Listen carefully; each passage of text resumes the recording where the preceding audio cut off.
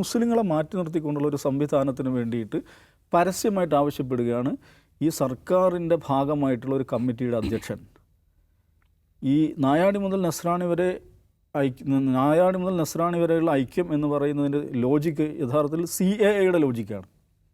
CAAയുടെ logic same ലോജിക്കാണ്. അതിലാരെയാണ് exclude ചെയ്യുന്നത്? മുസ്ലിങ്ങളെ മാത്രം എക്സ്ക്ലൂഡ് ചെയ്യുന്നതാണ് CAA എന്ന് പറയുന്നത്. ഇപ്പോൾ CAAക്കെതിരെ സമരം ചെയ്ത, CAAക്കെതിരെ വലിയ നിലപാടുകളും BGM ഇട്ട് നടന്ന ഒരു പാർട്ടി ഭരിക്കുമ്പോഴാണ് ആ സംസ്ഥാന സർക്കാരിൻ്റെ നേതൃത്വത്തിലുള്ള ഒരു കമ്മിറ്റിയുടെ അധ്യക്ഷൻ അതേ CAA ലോജിക്ക് വെച്ചിട്ടുള്ള പുതിയൊരു സോഷ്യൽ ഫോർമേഷന് വേണ്ടിയിട്ട് വാദിക്കുന്നത്. അങ്ങേറ്റം അപകടകരമായുള്ള കാര്യമല്ല. CAA അപകടകരമാണെന്നാണല്ലോ CPM നിലപാട്. അതേ ലോജിക്ക് വെച്ചുകൊണ്ട് ഒരു സോഷ്യൽ ഫോർമേഷന് വേണ്ടി ആ സർക്കാരിന് കീഴിലുള്ള ഒരു കമ്മിറ്റിയുടെ അധ്യക്ഷൻ നിരന്തരം വാദിച്ചുകൊണ്ടിരിക്കുമ്പോൾ അയാളെ സംരക്ഷിക്കാനും അയാളെ പുകഴ്ത്തുവാനുമാണ് CPM എപ്പോഴും ശ്രമിച്ചിട്ടുള്ളത്.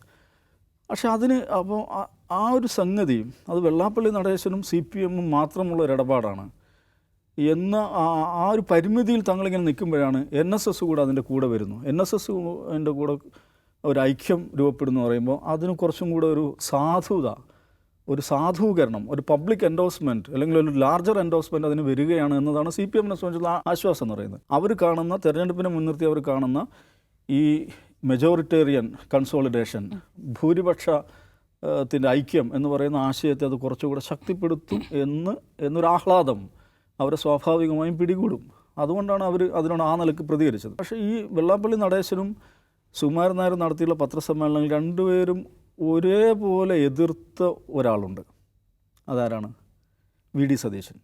VD സതീശനത് വ്യക്തിപരമായ പുലഭ്യം പറയുന്നതിലാണ് ഇവർ രണ്ടുപേരും ഒന്നിച്ചു വന്നത്. അതെന്തിനായിരിക്കും എന്നുള്ളതാണ് വിചിത്രമായുള്ളത്. ഞാൻ മനസ്സിലാകും സുകുമാരൻ നായരെ സംബന്ധിച്ചിടത്തോളം കോൺഗ്രസ് അധികാരത്തിൽ വരും, UDF അധികാരത്തിൽ വരും എന്നൊരു നിശ്ചയം അദ്ദേഹത്തിനുണ്ടാകാം.